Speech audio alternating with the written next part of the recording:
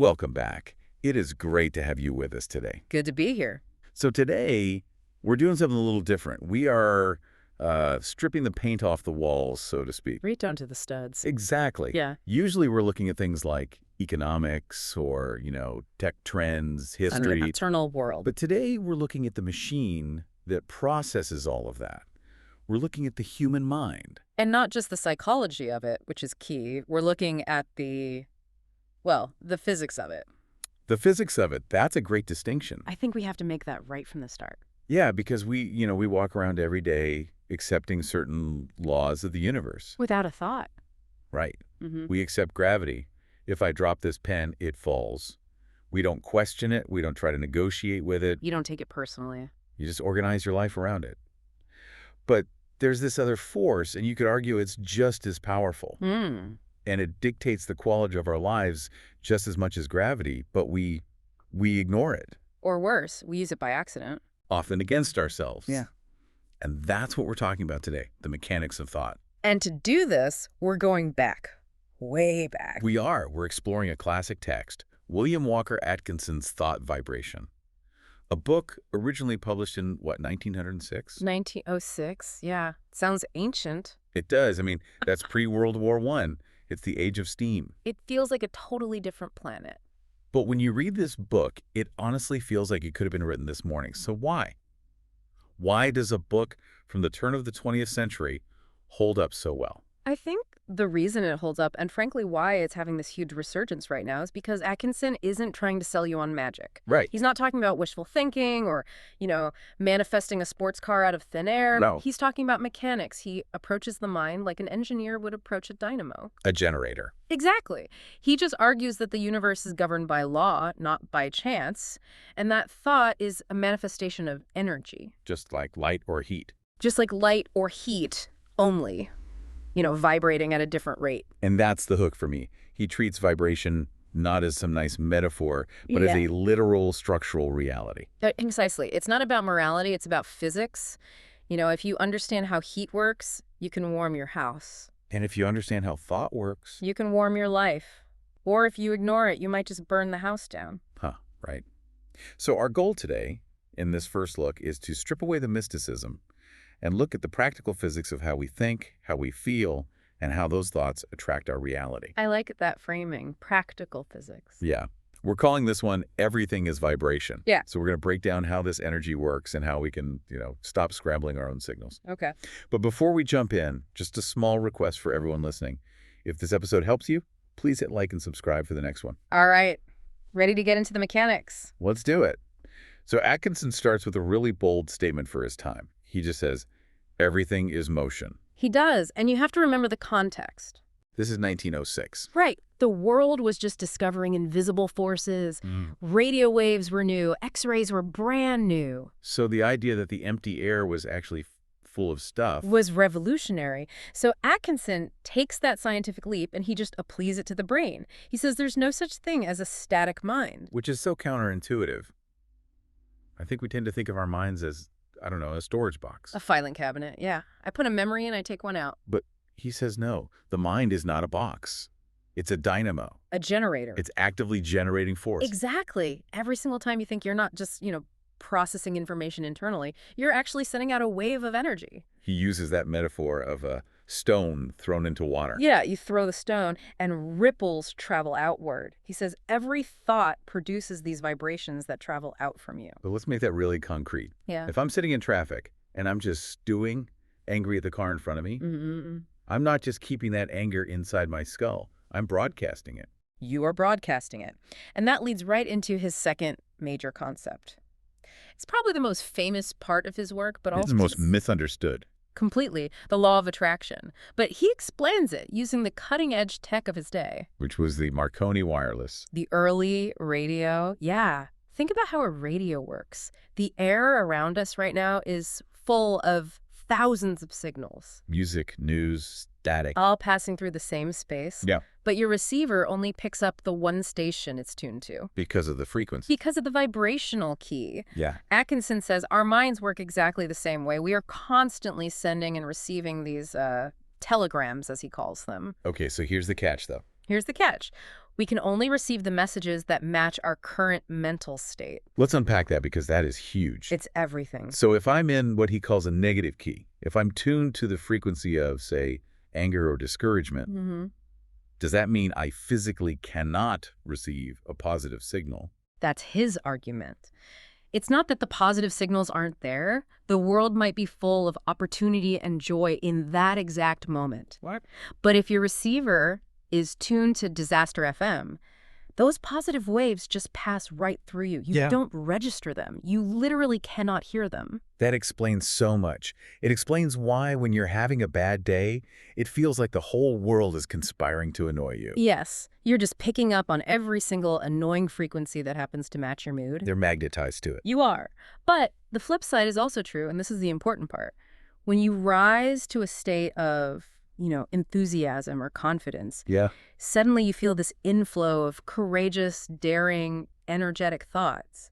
You're suddenly tuned in to the solution frequency. It's interesting because vibration is a word that gets thrown around so much now. Oh, constantly. Good vibes only. It's become this very vague social media thing. Right. But Atkinson is really specific. So let's ground this. When we say vibration in this context, what are we actually talking about in plain English? That is the perfect question. Because we have to avoid the esoteric fog. Yeah. Based on his work, we can really break vibration down into 4 practical parts. It's a structure. Okay, what's the first part? The first is repeated focus. Simply, where does your attention go most often? Not what you think about for 5 seconds. No. Where your mind drifts when it's in neutral, what are you rehearsing in your head all day? That sets the baseline frequency. So if I'm constantly thinking about my debt, that's my focus. Even if I say I want abundance, my focus is actually on the lack of it. Exactly. Which leads right into the second component, emotional tone. The feeling. The underlying feeling. You can focus on money, but the tone can be excitement and possibility. Or it can be crippling anxiety. And that tone dictates the quality of the entire vibration. Got it. So focus plus feeling, what's third? Third is expectation. This is so crucial for Atkinson. He says most of us wish for one thing, but we truly expect another. Expectation is that unconscious assumption of what's going to happen next. It's that feeling in your gut that says, I know this is going to go wrong, even while you're repeating positive affirmations. That's the mixed signal right there. The silent killer. And the fourth part. The fourth is behavior. Your physical actions, they have to reinforce the internal state. So you can't separate the thought from the action. Never. If you are vibrating with confidence, you walk differently, you speak differently. So your vibration is simply your default setting, made of those 4 things: focus, tone, expectation, and behavior. That is so much more useful. It takes it out of the clouds and puts it on the ground. My vibration is just my default setting. So if I want to change my reality, I have to change that default. You do, but changing a default setting is, it's harder than it sounds, isn't it? Oh, it's exhausting. Yeah. I think everyone listening has tried to think positive and maybe lasted, what, an hour? 45 minutes if you're lucky. Right. Before the old habits just kick right back in. Yeah. And Atkinson explains why. He has this concept of mental creases. It's one of the best metaphors in the entire book. I loved it. He says, imagine a piece of paper. You fold it once, you create a crease. Now, if you try to fold it a different way, the paper resists. It wants to fold along that same original crease. It's the path of least resistance. And our brains are the paper. And your habits are the creases. He calls it mental momentum. Today, we'd call it neuroplasticity or, neural pathways. Yeah. Once a thought has traveled a certain path a few times, it creates a groove. The mind does it to save energy. So it becomes automatic. Totally automatic. Which means if I've spent 10 years thinking, I'm not good enough, that's not a crease, that's a canyon. It's a canyon. And the mind will just naturally flow into it every single time unless you exert real force to stop it. And this leads to that distinction he makes between the active and passive functions of the mind. Yes.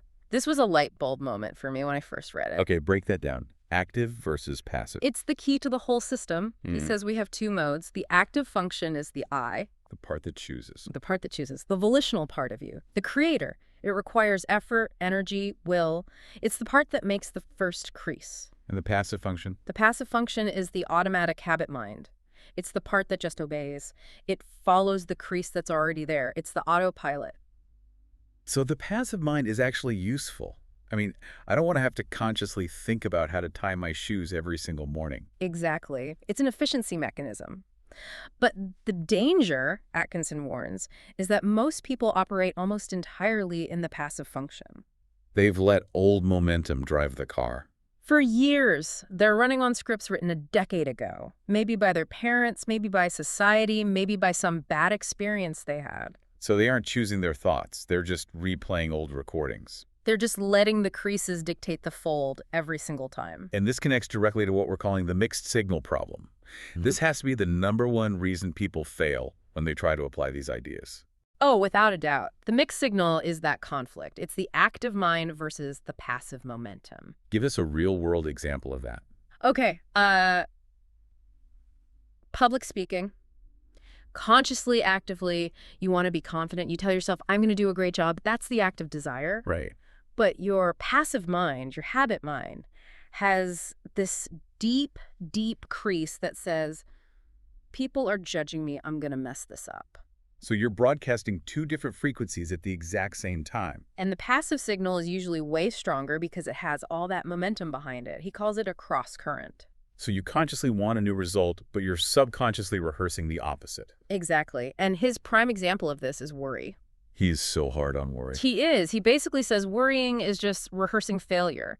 I mean, think about what you're doing when you worry. You're visualizing a negative outcome. Over and over. You're feeling the emotions of that negative outcome. You are literally tuning your receiver to the disaster frequency. So you're setting the stage for the very thing you claim you don't want. You are. You're jamming your own signal.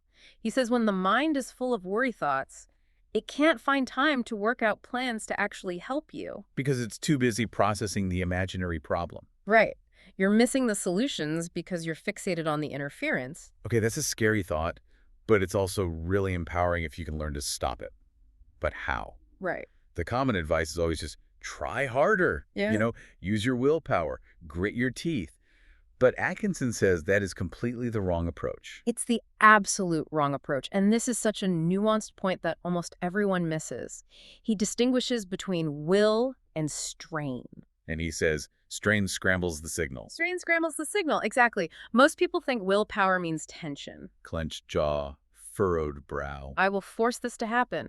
They're treating their mind like a muscle they have to flex until it's shaking. And he says that high tension just dissipates all your energy. It's like trying to broadcast a radio signal while you're violently shaking the transmission tower. The signal just comes out garbled. He uses that analogy of a vessel on troubled waters. Yes. He says the people who really get this law, they're like a ship that has poured oil on the waves. They remain poised, calm amidst the storm. So the most powerful mind isn't the one fighting the waves? No, it's the one that's poised. Power isn't about force, it's about poise. A clear, calm signal travels so much further than a loud, frantic, desperate one. If you're desperate for a result, you're broadcasting lack. You're broadcasting, I don't have this. But if you're calm, you're broadcasting, I am ready for this. It's a completely different vibration. That's a huge shift. It's moving from I need to I am. That's it. Okay, let's ground this with some real-world examples. We've pulled 3 from the text: work, relationships, and habits. Good. Let's start with work, because I think this is where people feel that scattered energy the most. For sure. So in the context of work, Atkinson contrasts scattered goals with one steady direction. He talks about the person with a dozen half-hearted interests. Oh, we all know that person. Or, we've been that person. I'm going to learn to code and write a novel and also start a crypto fund. All next week. Yeah, we've all been there. We want to do 10 things at once. And he argues that scattered thought force just weakens the signal. He uses the light bulb and laser analogy, right? Yeah, a light bulb lights up a whole room, but the light is diffuse. Hmm. Laser is the same energy, but it's focused into a single point, and it can cut through steel. So the successful vibration comes from what he calls a one main goal. A steady, calm, unidirectional focus. Mm-hmm. When you have that one main goal, your active mind and your passive mind finally get on the same page. And your subconscious knows what to look for. It starts noticing opportunities that were always there, but you missed them because you were looking everywhere at once. So focus isn't just about productivity, it's about signal strength. That's a great way to put it. If your signal is weak and scattered, the universe just ignores it. If it's strong and steady, the universe starts to organize around it. Okay, let's talk about relationships. This one hit home. The grumpy morning scenario. Ah, yes, the inductive property of moods. He paints this picture of a family at the breakfast table. Mm-hmm. One person wakes up grumpy, They're not saying anything mean. They're just sighing a lot, putting the coffee cup down a little too hard. And suddenly the air in the room changes. Everyone feels tense. Exactly. The passive minds of the other family members, they react to that strong negative vibration. It induces a similar feeling in them. And before you know it, the whole house is grumpy. It's contagious. It's induction. Like a magnet can magnetize a piece of iron just by being near it. But here's the fix. This is where the active mind comes in. Yes.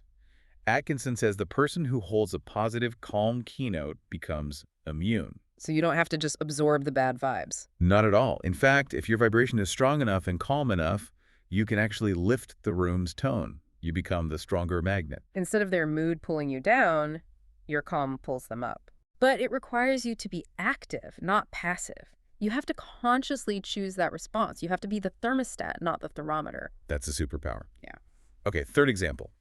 Habits. We've talked about the creases, but how do we actually change them? This is all about the identity shift. He contrasts trying to do a thing with being the person who does the thing. And he warns about the just this once trap. Oh, that's fatal for habit change.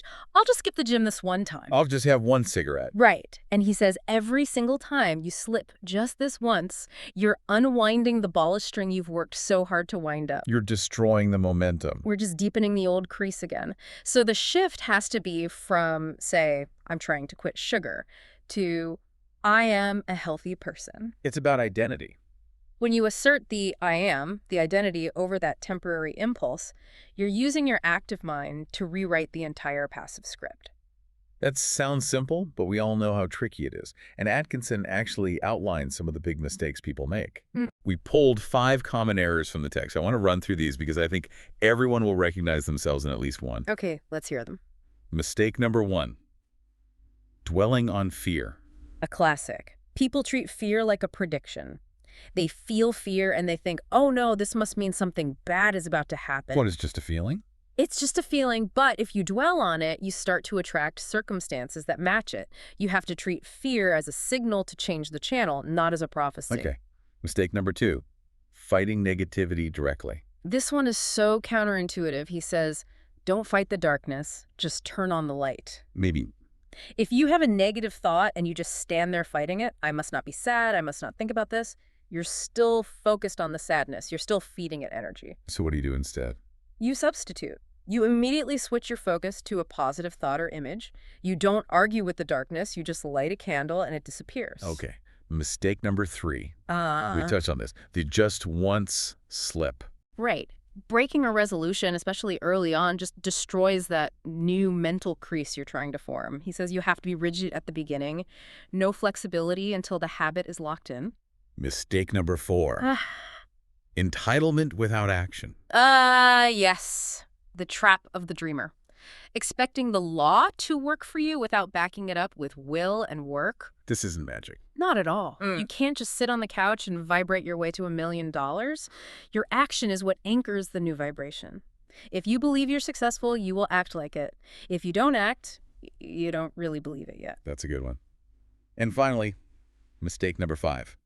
Relying on others. Looking outside for validation. Am I doing this right? Do you think I can do this? Atkinson wants you to assert the real self. Yeah. The power comes from within. Not from external permission. Right. If you need someone else to hold your vibration for you, it's not actually your vibration yet. Wow, that's a tough love moment right there. It is. Okay, so we have a theory, we have the mistakes. I want to get really practical now. We've put together a vibration reset exercise. It's based on Atkinson's chapters on mental control and training the habit mind. This is a great tool. It's something you can do in, just a few minutes to shift your frequency from a negative or passive state to a positive, active one. Walk us through the steps. And for everyone listening, you don't have to do this right now if you're driving, obviously, but just listen so you can use it later. Okay. First step is simple. Relax your body. Why start with the body? Because physical tension creates mental static. It creates drag. He says you have to clear the line, release your jaw, drop your shoulders. You can't have a calm mind in a tense body. Makes sense. Step 2. Notice the dominant thought tone. Just observe it. What is your passive mind broadcasting right now? Is it hurry? Is it annoyance?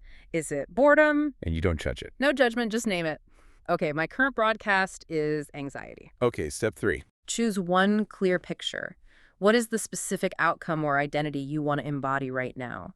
If you're walking into a meeting, picture yourself calm and articulate. If you're walking into your house, picture yourself present and loving.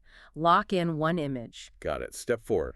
Choose one feeling word that matches that picture. Is it calm, steady, bright? Words have power. They're like tuning forks for your mind. Say the word to yourself. Love that. Step 5.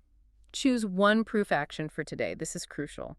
What is one small physical act that proves you are in this new state? So if my word is steady, Maybe your proof action is to just walk a little slower. If your word is kind, maybe it's to send one kind text message. it anchors the vibration in the real world. It does. Step 6. Choose one phrase you will repeat calmly. Atkinson suggests things like, I am asserting the master of my real self. Sounds a bit formal. It's a bit formal, but the idea is to assert command, to say, I am here, I am in charge. Okay. And the final step.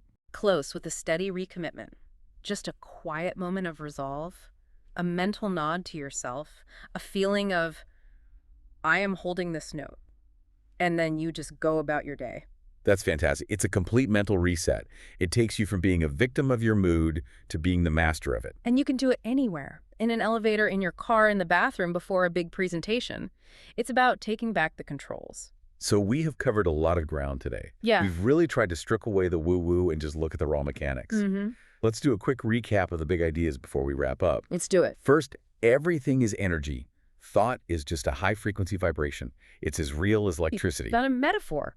Right. Next, we only receive the signals we are attuned to, like a track's like.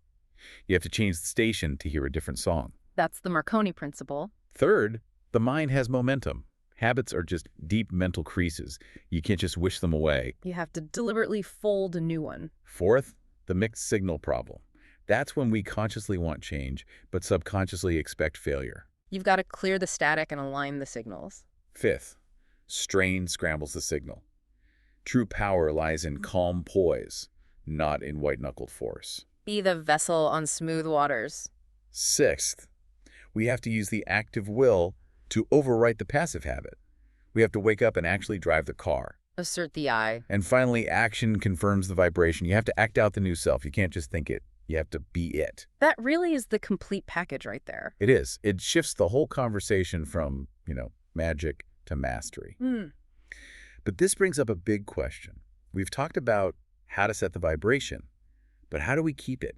How do we stop it from drifting back to the old default the second life hits us? And that is the real challenge, isn't it? It's one thing to tune the radio in your driveway. It's another thing to keep the signal clear when you're driving through a tunnel. Exactly.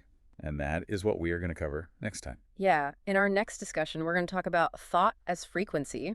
We'll dig into the specific techniques Atkinson offers to lock in the signal. To build that mental endurance. And how to protect your frequency from other people's static. You do not want to miss that one. It's basically the maintenance plan for everything we've talked about today. It is absolutely where the rubber meets the road. Thanks for being here. If you want the full series, check the playlist and please like and subscribe so you don't miss the next episode.